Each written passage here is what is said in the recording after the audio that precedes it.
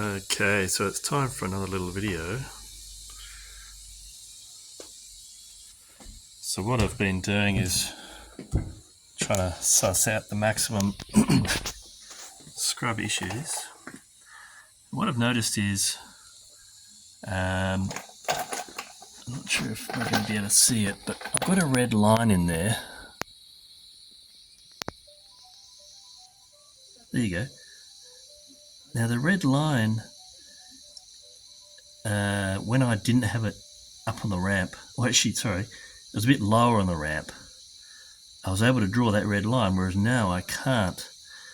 So as I've gone up the ramp, it's actually got less steering lock, and that would be to do with the suspension geometry. So on the one hand, you're worried that as you go higher, you're going to clash more, but thankfully there's a saving grace that the lock sort of peels off a bit because of the geometry.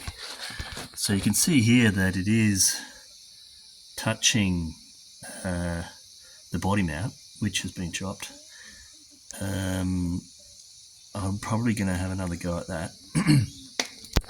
And you can see here how close it is to the washer of the body mount. So there's still clearance to the washer, maybe 10 mil, 12. So that gives you an idea of where you should be aiming for with your body mount. I could have done the body mount chop and tested it with these tyres on it before I finalised it, but I kind of knew it would end up close in some location, and now all I need to do is modify that specific location. So I'm not going to redo the whole thing. I'll just tweak that section. It may be that I just trim a bit out of this and then fold that back, and because I think most of the body mount is good, so now we just know where it does touch, so just tweak that little bit. So I think you'll see now that this seam here, I've rolled it in this direction, and so you can see I've sort of progressively rolled it, so it sort of tapers back.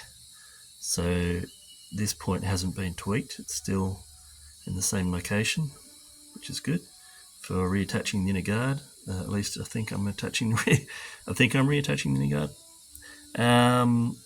And that's basically fully folded flat. And so I took it as far as I could with the shifter, and then I hammered. So now this bung is trapped. You could demolish it to dig it out, and if you had to, you could even trim some of that lip out if you've got a reason to try and get in there. I haven't bothered to try and look in there. I'm not a panel beater, whether they need access through there to do things, or whether obviously there's no wiring going through there. Anyway, I'm pretty sure there's no bolt in there. Oh, actually there could be. I should have looked. Yeah, maybe it's an access to a bolt. Maybe I won't be able to do something important. Anyway, I can't change that now. And so I'm probably going to trim a little bit more out of this.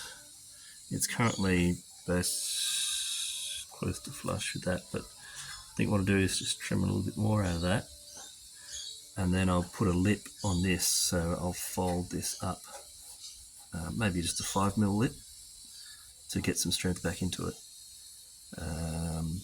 But yeah, I'm still sucking it and seeing it, so that's where things are at this point in time. When you look at it from this angle and stand back, you just think, how the hell did it not totally lunch the guard? It's you kind of look at it and go, oh, Jesus, how the hell did that tyre get in there? But it did. So yeah, somehow it did. Alright, that's it for this video.